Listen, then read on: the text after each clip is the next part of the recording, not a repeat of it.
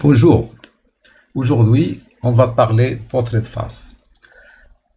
C'est quoi un portrait de face? Il s'agit d'une représentation qui montre l'évolution d'un système, que ce soit mécanique ou électrique. Ici on va parler juste du portrait de phase mécanique, mais ça n'empêche que c'est la même notion.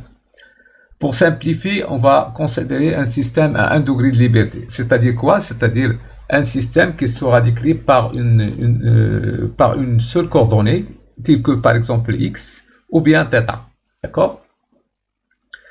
Donc le plan x point, ça s'appelle le plan de phase. θ point, ça aussi est appelé plan de phase. Une trajectoire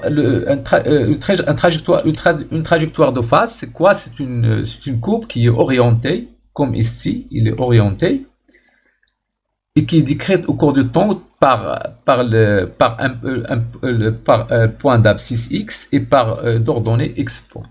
Chaque point ici, sur cette courbe, ça est un point de phase. M0 ici, ça représente, si vous voulez, les conditions initiales, c'est-à-dire les conditions de départ. Comme ici, nous avons, ici c'est x.0, ça veut dire la vitesse initiale, et aussi ce qu'on appelle l'abscisse x0. L'ensemble des trajectoires de phase pour différentes conditions initiales, et ça s'appelle le portrait de phase. Par exemple, si je change les conditions initiales, si je change la position de M0, je vais avoir une autre courbe. Et comme propriété, on sait que la mécanique classique étant déterministe, ça veut dire si je change les conditions initiales, la trajectoire va changer. Donc effectivement, le portrait de phase, trajectoire de phase va changer. Donc deux trajectoires ne peuvent pas se couper. Donc jamais on va avoir, si je change M0, je vais avoir une autre courbe qui bien sûr, qui ne coupe pas cette courbe-là.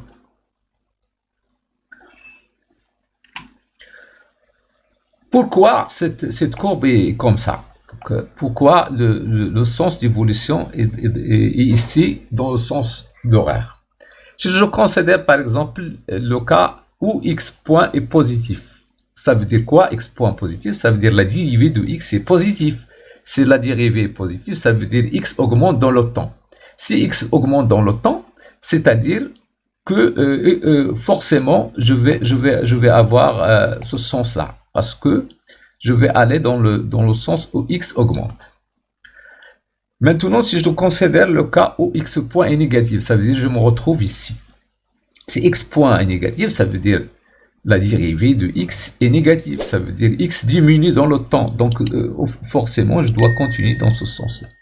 D'où on a une évolution de trajectoire dans le sens horaire. Une trajectoire fermée, ça correspond à quelque chose qui est périodique, ça veut dire un mouvement périodique, ça veut dire quelque chose qui se répète dans le temps. Et on a comme propriété aussi, lorsque nous avons une symétrie par rapport à l'axe X, ça veut dire que nous avons une possibilité de réversibilité de l'évolution. Donc voyez-vous, à partir de la lecture de trajectoire de portée de phase, on peut tirer pas mal d'informations sur notre système et sur son évolution. Voilà, on va passer maintenant à quelques exemples. Par exemple, un oscillateur mécanique. On considère tout d'abord un oscillateur harmonique. Un oscillateur harmonique, donc c'est l'exemple où j'en ai une masselotte qui est attachée à un ressort. Et je considère le cas où il n'y a pas de frottement. D'accord? Donc, notre système matériel de point M de masse N va être soumis à son poids P, à R, si vous voulez. Donc, c'est la réaction de ce port qui est orthogonale, puisque je considère le cas où je n'ai pas de frottement. Je peux appliquer par exemple le PFD ou bien je peux appliquer l'étude énergétique.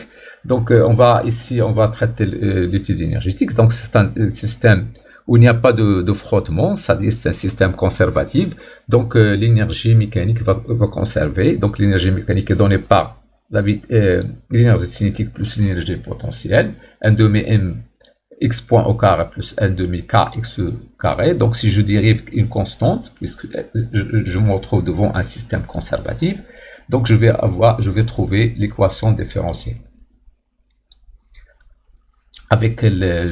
J'élimine la solution triviale, la solution qui correspond au cas où m est immobile. Donc je retrouve devant l'équation différentielle. La solution de cette équation différentielle va me donner x est égal à xm cosinus oméga 0 plus. N'oubliez pas que je cherche à tracer x point en fonction de x. Donc pour trouver x point, je dérive. Je dois trouver, si vous voulez, je dois éliminer le temps pour trouver ce trajectoire-là. Donc, il suffit que j'écris ici x sur xm, ça donne le cosinus. X point sur oméga 0 xm, ça donne moins sinus. Le cosinus au carré plus le sinus carré, ça donne 1. Donc, c'est quoi ça? Donc, c'est l'équation d'une ellipse, d'accord? Donc, il s'agit d'un portrait de phase qui se forme d'une ellipse. D'accord? Donc, voilà. Donc, une ellipse qui est de rayon xm est égal à 2m sur k, qui est centrée en haut et qui est bien sûr qui est parcourue dans le sens horaire. Maintenant, pour un oscillateur linéaire amorti, qu'est-ce que ça veut dire? Ça veut dire c'est la même chose qu'ici, sauf que je vais ajouter une force de frottement F. D'accord? Donc, c'est une force de frottement solide de type F est égal à moins alpha V. Donc, de la même manière, on va faire une étude énergétique. D'accord? Donc, puisqu'ici, la force de frottement, c'est une force non conservative, donc il va dissiper l'énergie. Donc, la variation de l'énergie, la variation élémentaire, ça veut dire différentielle de M, est égale à le travail de force de frottement. Donc, ça fait F fois V fois dt, donc ça donne moins alpha V au carré. Comme ça, la différentielle de l'énergie mécanique, ça donne ça. Donc, on va aboutir à l'équation différentielle. En faisant un changement que oméga 0 sur Q, avec Q, c'est le facteur de qualité, et oméga 0, c'est K, oméga 0 au carré sur K sur M, on va avoir une équation différentielle qui a pour équation caractéristique R carré plus oméga 0 sur QR plus oméga 0 au carré.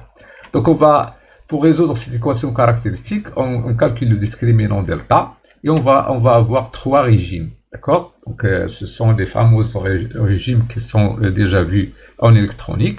Donc, nous avons un régime apériodique, delta avec delta positif et Q, ce qui est équivalent à dire que Q il est inférieur à 1,5. Donc, et on va voir comme une solution, une combinaison de deux exponentielles avec A et B sont déterminés à partir des conditions initiales. Le régime critique, c'est que delta est égal à 0. D'accord? Et on va avoir comme solution ce type de solution-là. Régime pseudo-périodique avec delta négatif cette fois-ci et Q il est supérieur à 1,5.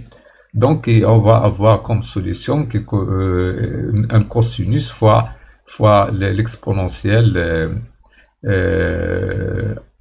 qui décroît bien sûr au cours du temps. Il faut noter que oméga est différent de oméga 0, donc oméga ça s'appelle la pseudo-pulsation. Voilà, donc nous avons ici c'est le régime critique en rouge, ça c'est le régime apériodique. Donc, il faut noter que le régime critique, c'est le premier, si vous voulez, c'est le premier apériodique, si vous voulez, d'accord? Donc, au-delà donc, je peux tracer aussi d'autres qui correspondent au régime apériodique. Et en vert, c'est le régime pseudo-périodique, d'accord? Et en autre côté est presque égal à T0. Et voilà le portrait de phase. D'accord? Donc voilà, donc il y a un petit problème ici, c'est que en bleu, c'est en fait ça c'est le régime le régime critique. En rouge, c'est le régime apériodique. En vert, bien sûr, c'est le régime pseudo-périodique. Il faut noter qu'il n'y a pas de symétrie par rapport à l'axe, donc il n'y a pas de réversibilité ici, donc ça veut dire que le système ne va pas revenir en arrière. D'accord? Et que le portrait n'est pas fermé, donc le mouvement n'est pas périodique. Voilà, donc on passe maintenant au cas du pendule. Donc, ici, on va tracer θ point en fonction de θ. Parce que ici, c'est un système à un degré de liberté qui est ici θ. D'accord? Donc voilà, l'étude. Donc on va considérer les coordonnées polaires.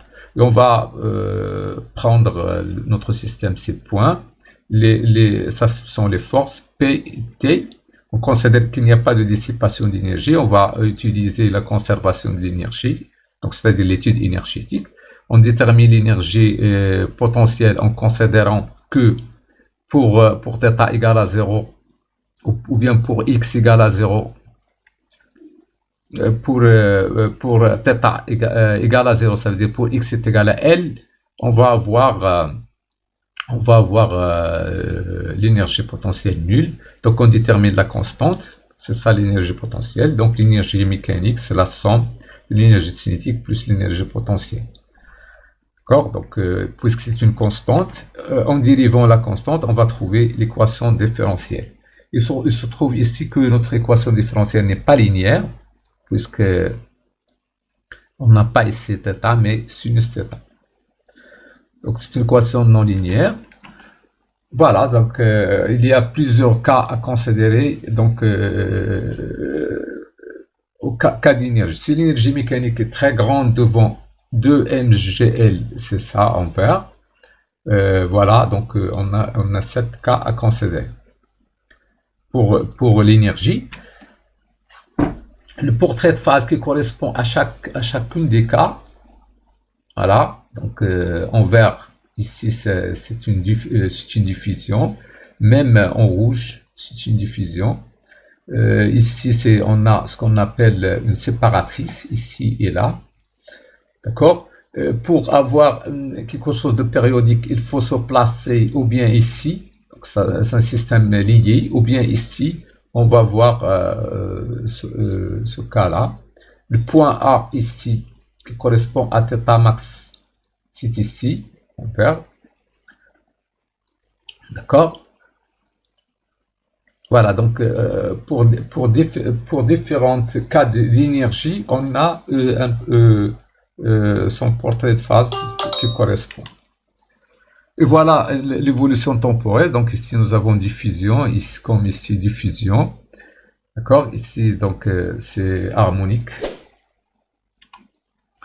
Donc pour avoir quelque chose d'elliptique, il faut se placer ici, d'accord? En considérant que l'énergie mécanique est très négligeable devant 2 mgl. Et dans ce cas, on va voir quelque chose qui est fermé ou bien une ellipse. D'accord? C'est quelque chose harmonique. Ici, c'est jamais eux qui n'ont pas très négligeable, mais juste inférieur à 2 mg. On va avoir des courbes fermées en bleu et des courbes ouvertes tant que une fois on a l'énergie mécanique est supérieure à 2 mgl. C'est le cas de 3, à partir de 3, ici. Voilà, donc lorsque il y a l'égalité, on est ici. On est ici, donc ça veut dire la trajectoire est appelée la séparatrice. Ça veut dire qu'il sépare une courbe fermée à une courbe qui est ouverte. Quelles que soient les conditions initiales, le pendule met un temps infini pour atteindre, lorsqu'on se place ici, pour atteindre la position d'équilibre instable, telle que ici, θ est égal à plus P ou bien moins P. Donc voilà, donc merci de votre attention. Donc il ne faut pas oublier que on a On a déjà réalisé une vidéo sur simulation sur le portrait de phase. Je vous invite à regarder cette simulation. Je vais laisser le lien dans la boîte d'inscription, de description. Merci, au revoir.